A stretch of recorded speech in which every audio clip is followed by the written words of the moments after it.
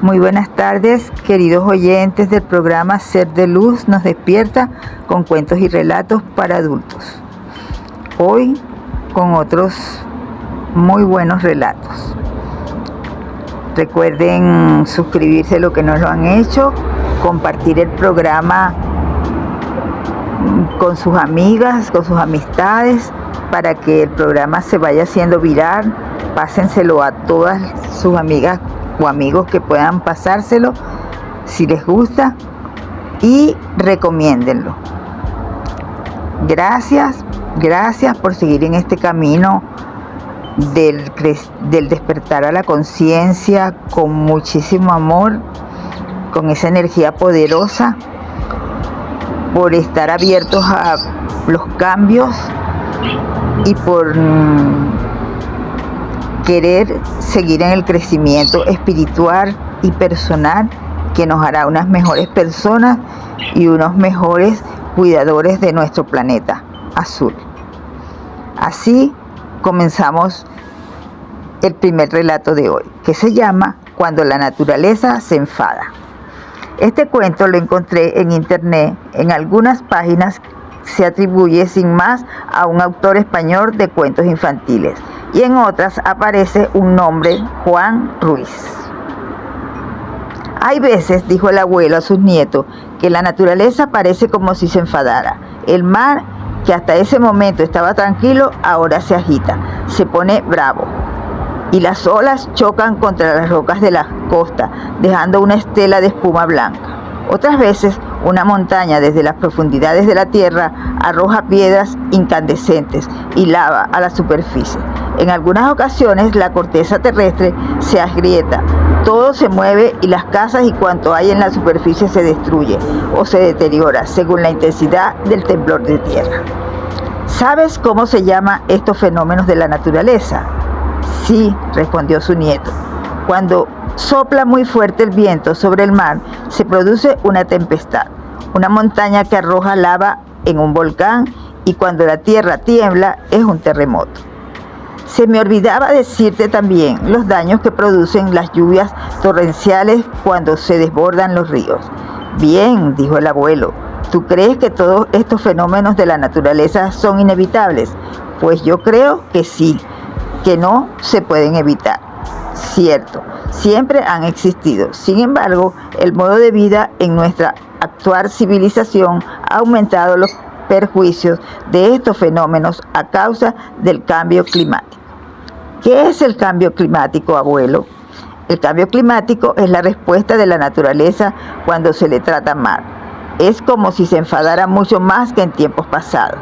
La naturaleza reacciona de modo distinto al habitual cuando se le molesta, arrojando a la atmósfera excesivos gases contaminantes, cuando se vierten a los ríos y a los mares desechos, petróleo y basura, cuando no se depura las aguas que van a parar al mar o a los ríos, cuando se talan excesivos árboles de la selva y los bosques, provocando la desertización de la tierra y tantas agresiones.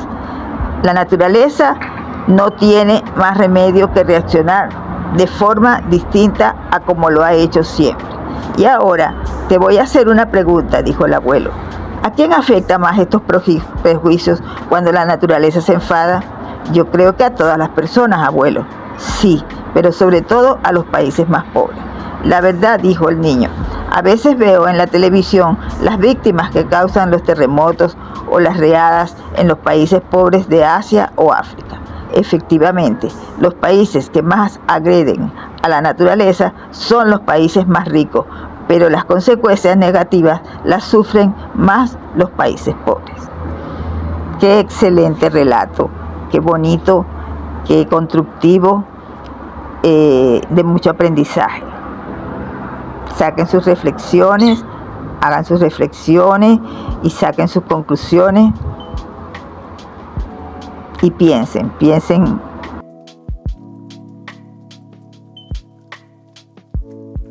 Nuestro siguiente relato se llama Objetivo: salvar la naturaleza. Félix Rodríguez de la Fuente. El naturalista español Félix Rodríguez de la Fuente, 1928-1980, defensor de la naturaleza y gran divulgador en el ámbito de la fauna y la ecología, realizó muchos documentales para radio y televisión, destacando entre ellos la serie El hombre y la tierra.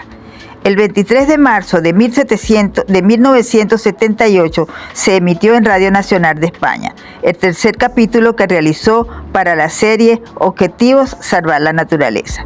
El capítulo se titula La ecología y el cuidado de la naturaleza. En él hace referencia al ilustre biólogo Jean Dors, autor de Antes de que la naturaleza muera, que supo sintetizar los problemas que acuciaban al mundo natural. Hace 42 años, Félix Rodríguez de la Fuente reflexionaba sobre la necesidad de que los avances científicos prevalecieran sobre los intereses políticos. A continuación, adjunto un fragmento del programa en el que critica a los gobiernos por dejar sus decisiones en manos de los políticos, en lugar de hacerlo en las de los científicos y especialistas. Fragmento programa de RNE, la ecología y el ciudadano de la naturaleza. Y el cuidado de la naturaleza. 23 de marzo de 1978. Si bien conocemos con una gran claridad ya cuáles son los procesos que tienen lugar en los ecosistemas terrestres, si bien sería posible cooptar esos procesos para que la propia humanidad los llevara a cabo, sin embargo, los ecólogos y en definitiva los sabios tienen muy poco que hacer, aún en el presente y en el futuro próximo de la humanidad. ¿Por qué? Por una razón muy sencilla, porque aunque parezca mentira, cuando la humanidad tiene que tomar una medida inmediata, drástica, absolutamente trascendente, cuando a usted, por ejemplo, le tienen que operar de apendicitis, llama a un científico, a un médico, a un cirujano para que lo haga. Cuando usted o yo tenemos la necesidad de curarnos una pulmonía, echamos mano de un antibiótico que ha sido descubierto por un científico. Cuando hay que hacer un puente para que se pase sobre un ferrocarril que no queremos que se caiga en el momento en que vamos dentro, echamos mano de otro científico, de un ingeniero. Ahora bien, cuando se quieren tomar medidas a media y a largo plazo, ¿quién lo decide? Es un hombre que generalmente tiene muy poco de científico, y si lo tiene es por casualidad. Es un político, en la base de cuya política hay filosofía, pero muy pocas veces ciencia, que tiene unos asesores científicos a los que puede escuchar o no, pero que generalmente les escucha en función de la importancia que tenga su asesoramiento para su campaña electoral o para su presupuesto de acceso al poder o de permanencia en el poder. Aunque parezca mentira, amigos míos, la ciencia nos puede otorgar los elementos que precisamos para salvar la humanidad. Sin embargo, las decisiones no pueden aún tomarlas los científicos, las toman los políticos, y en la base de los políticos, los filósofos, los que siempre se han considerado como portadores de la verdad.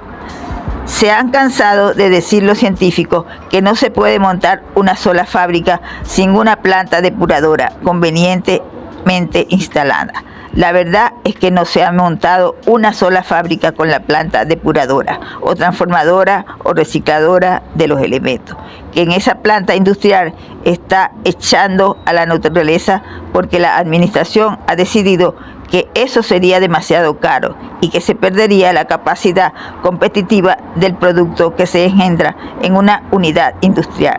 De nada ha servido el informe de la ciencia. La ciencia ha dado un informe de que si se cazan más ballenas azules, la especie desaparecerá.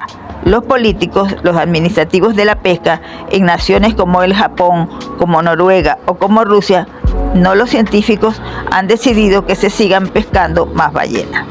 Esa es, amigos míos, la triste realidad con la que se enfrenta el que pretenda tener en su vida, como nosotros en nuestro programa, el objetivo de salvar la naturaleza.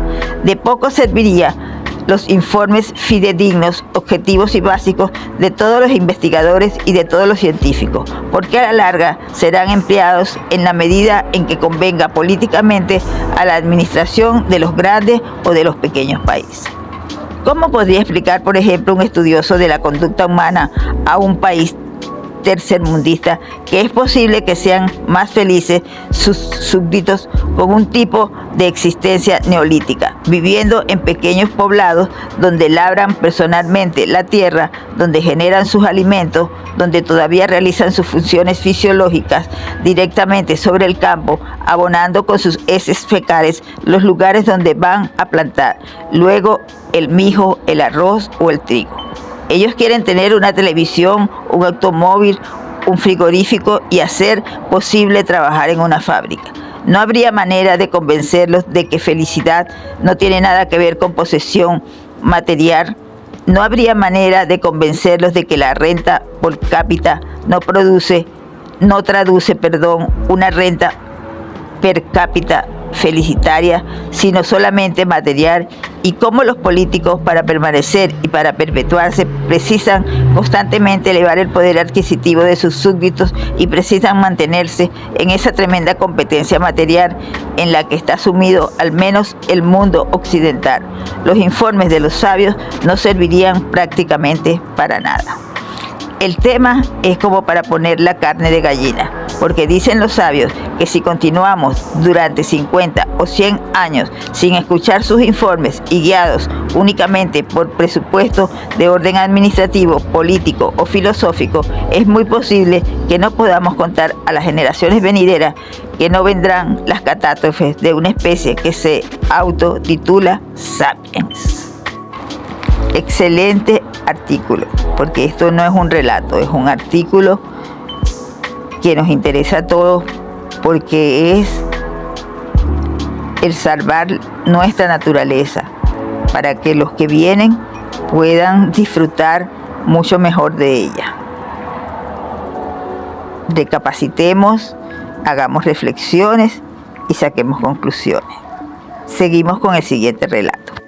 Nuestro siguiente relato se titula La ecología y las personas mayores.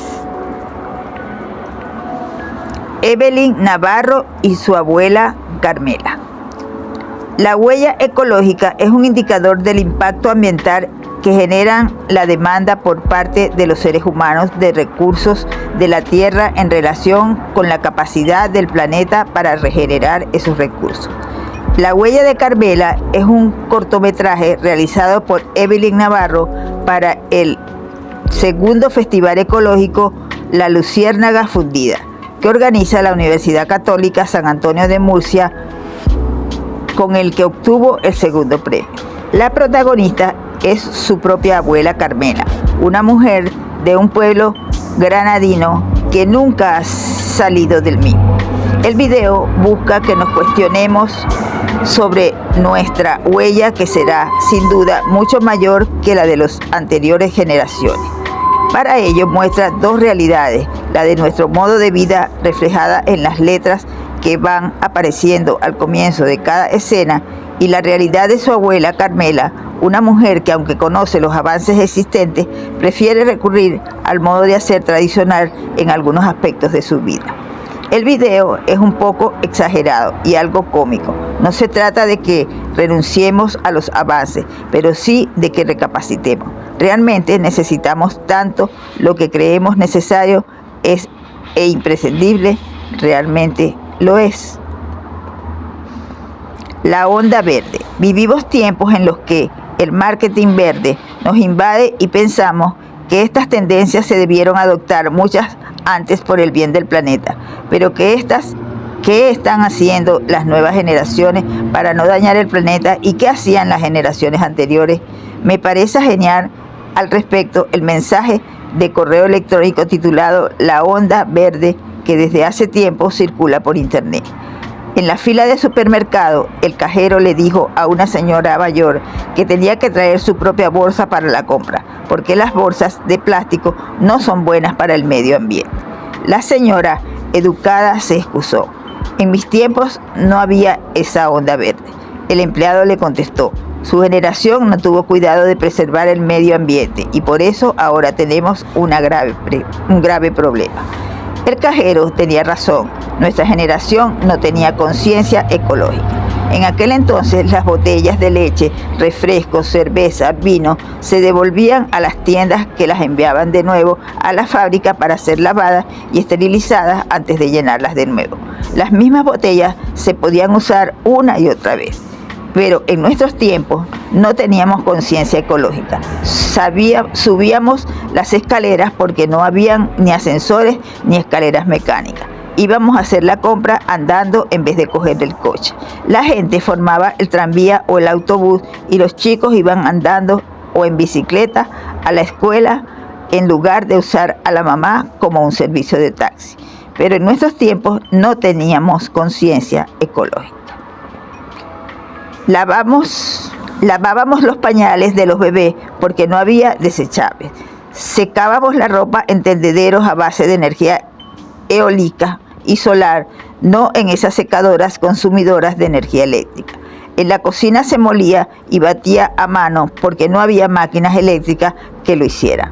¿Para qué cortar la hierba? Usábamos una podadora que funcionaba a músculo, no con gasolina o eléctrica. Pero en nuestros tiempos no teníamos conciencia ecológica. Los chicos no llevaban siempre modelitos nuevos y usaban la ropa de sus hermanos mayores. Teníamos una televisión en la casa, no un televisor en cada habitación. Teníamos un enchufe en cada habitación, no regletas de enchufes para alimentar una docena de aparatos. Hacíamos ejercicios trabajando, así que no necesitábamos ir a un gimnasio para correr sobre pistas mecánicas que funcionan con electricidad. Pero en nuestros tiempos no teníamos conciencia ecológica. Para proteger algo frágil que teníamos que enviar por correo, no usábamos plástico para embalajes con burbujas, sino papel de periódico. Cuando teníamos sed, bebíamos en una fuente en lugar de usar vasos o botellas de plástico cada vez que teníamos que beber agua. Recargábamos las plumas con tinta. Cambiábamos las cuchillas de afeitar en vez de tirar a la basura toda la maquinita. Pero en nuestros tiempos no teníamos conciencia ecológica. No necesitábamos un aparato para recibir señales de satélite a kilómetros de distancia en el espacio para encontrar la pizzería más próxima. Me parece lamentable que la actual generación nos tache de irresponsables por no tener esta onda verde en nuestros tiempos. Yo llevo mis bolsas a la compra. Así lo hice en mi niñez y adolescencia y así lo hago en mi madurez. Siempre reutilicé las bolsas que me daban cuando hacía la compra, como bolsas para la basura. Ahora tengo que comprarlas. Por eso no creo que el beneficio sea el medio ambiente. Estoy harta de que los cajeros y cajeras de los supermercados, cumpliendo órdenes, me repitan como autómatas antes de empezar la cuenta: ¿va a querer bolsas? Y sí, en un mercado te ofrecen un producto es porque quieren venderlo. Si verdaderamente se pretende colaborar en la defensa del medio ambiente, no deben ofrecerse bolsas de plástico. Si el cliente las necesita, ya las pedirá. No a las bolsas plásticas, pues yo un paraguas no me pienso comprar. Estoy en contra de las nuevas tecnologías. Qué bueno y que de verdad aprendizaje. Como dicen por ahí, los tiempos anteriores fueron mejores. Y es verdad.